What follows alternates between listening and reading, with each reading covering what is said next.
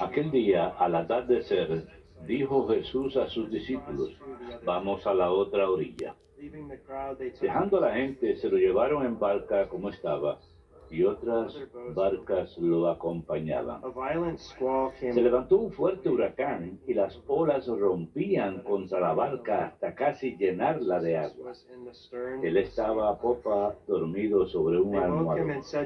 Lo despertaron diciéndole, Maestro, ¿no te importa que nos hundamos? Se puso en pie, increpó al viento y dijo al lago, silencio, cállate. El viento cesó y vino una gran calma.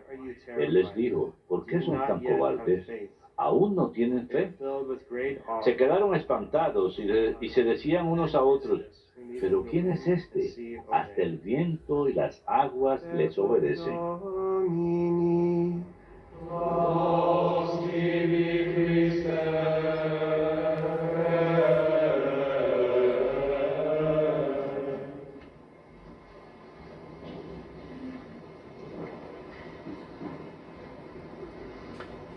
In our reading today from the second book of En nuestra lectura de hoy del segundo libro de Samuel, Dios envía al profeta Natán para enfrentar a David acerca de sus graves pecados y al final llevarlo al arrepentimiento. Natán le dice a David una parábola y lo presenta como un caso de tribunal y le dice, decide este caso. Después de escuchar el caso, David se enfurece ante la injusticia y le dice, ¿es verdad que el hombre que ha hecho eso debe morir?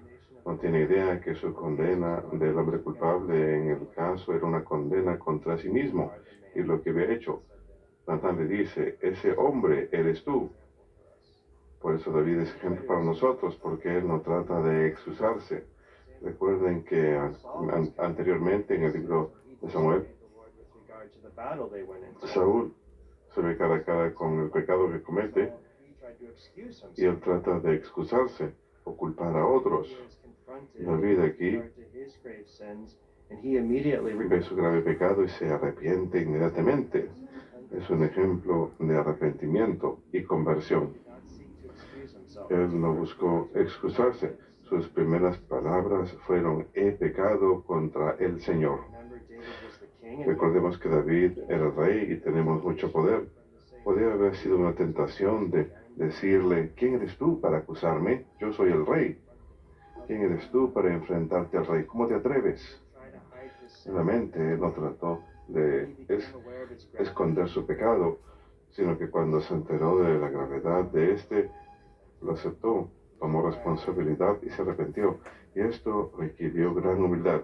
Y Natán le responde, el Señor, por su parte, te ha perdonado, no morirás. Recordemos que sin importar cuán grave sea el pecado que cometamos, el Señor nos perdona si de verdad tenemos un corazón arrepentido y regresamos a Él. Pero tenemos que recordar que hay consecuencias debido a nuestro pecado. Este pasaje pues nos da la ocasión de recordar la distinción entre la culpa y el castigo terrenal debido al pecado. Recordemos que David mandó a matar al esposo de Betsabé en el campo de batalla. Ese pecado fue perdonado, pero debía haber expiación. Dios requería un castigo temporal debido al gran pecado personal de David. Habría violencia y rebelión dentro de la casa de David y su familia. Natán le dice que le serán arrebatadas sus esposas y también sufrirá la pérdida del hijo que nació de su unión adúltera. Así que David aprendió a partir de esto que el sufrimiento es producto de haberle dado la espalda al Señor. Y sin embargo, David es un ejemplo, pues aceptó todo esto. Vemos a David como modelo de arrepentimiento genuino, de contrición y humilde confesión de nuestros pecados. Y su arrepentimiento encuentra una expresión en particular en el Salmo 51 que cantamos el día de hoy, o parte de él. A menudo se le llama el miserere. fue escrito por David. En latín, miserere significa ten misericordia. Le está pidiendo misericordia al Señor y enfatiza su humilde condición al pedir la misericordia de Dios. En este salmo vemos elementos de lo que es necesario para recibir el perdón de Dios. El salmo confiesa el pecado, acepta su responsabilidad por el pecado, sin tratar de excusarse ni culpar a otros. Y también pide sanación. Hay una poderosa petición en el Salmo 51 también, pidiendo renovación y conversión. En el versículo 10 dice, crea en mí, Señor, un corazón puro, un espíritu nuevo para cumplir tus mandamientos. Así que cuando nos arrepentimos, no solo buscamos el perdón, sino que queremos ser renovados interiormente. Queremos empezar desde cero y emprender el camino correcto hacia la santidad y el cielo.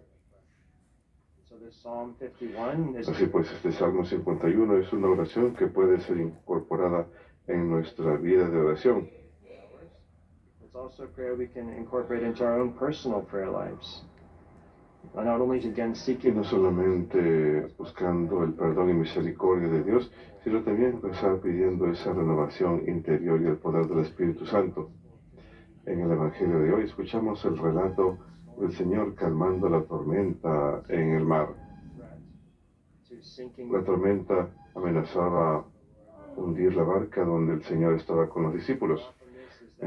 Algo que podemos aprender de esto es que no debemos pensar que el Señor nos ha abandonado cuando estamos pasando por tentaciones o tribulaciones en esta vida.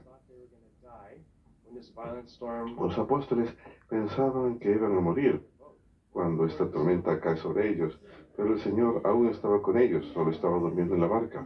Él los estaba protegiendo. El Señor no los reprende por haberlo desprestado. Él no dice, ¿por qué me despiertan? Él los reprenda por la poca fe que tienen. Les dice, Maestro, ¿no te importa que nos hundamos? Cuando lo despiertan. Así que este pasaje nos recuerda que hemos de acudir a Cristo apenas sea posible en todo peligro, como hicieron los apóstoles. Pero una cosa que no queremos imitar de los apóstoles es su falta de confianza en el Señor, su falta de confianza en su poder divino y su providencia. Pues sabemos que el Señor permite sufrimientos en nuestras vidas, permite tribulaciones para nuestro bien. En ese momento puede que nos parezca que esté dormido, pero Él está presente. Dios permitió que la tormenta amenazara la barca para que ellos al final pudiesen ver su gran poder, porque cuando lo despertaron, sencillamente calmó la tormenta diciendo, cállate, enmudece.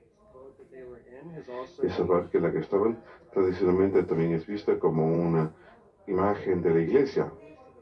Estaba expuesta a la violenta furia de la tormenta y las olas, y la iglesia también es expuesta a ataques violentos del diablo y continuará hasta que el Señor venga otra vez en el último día.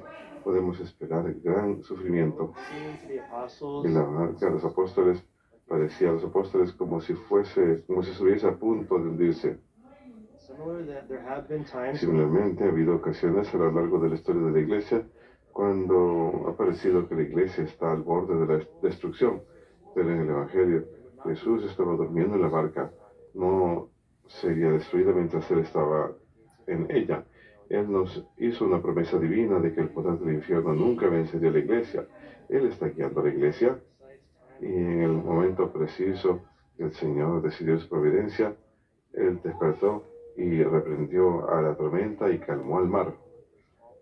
El Señor, que es todopoderoso, Él protege a la iglesia.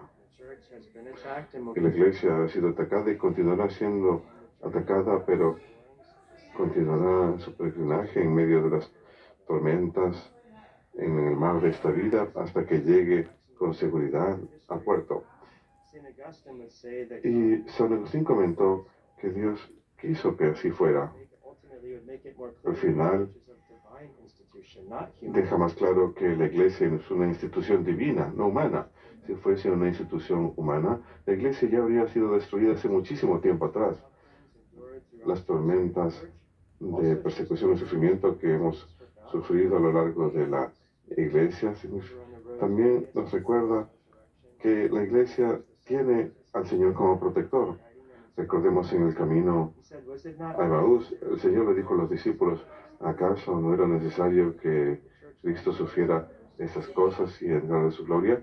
De la misma manera la iglesia soporta sufrimientos. En la barca también es vista, interpretada como una imagen del alma fiel.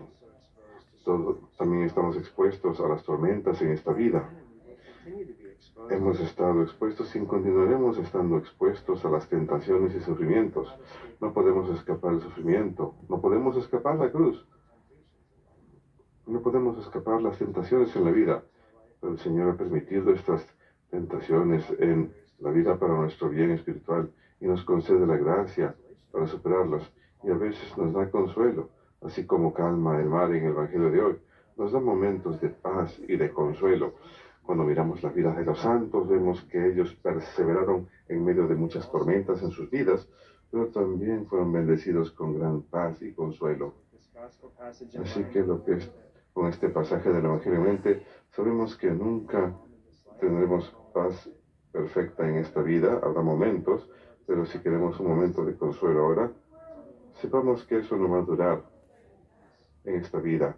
En el cielo tendremos la paz y felicidad que Dios quiere que tengamos. También recordemos que vamos a estar preparados para las tormentas de la vida que han de venir súbitamente. Queremos acudir al Señor apenas sea posible en momentos de perturbación para pedirle ayuda. Rogamos hoy a través de la intercesión de la Virgen que nunca perdamos fe y confianza en Cristo y en su providencia divina, conscientes que Él es todopoderoso y que Él nos ama con un amor eterno.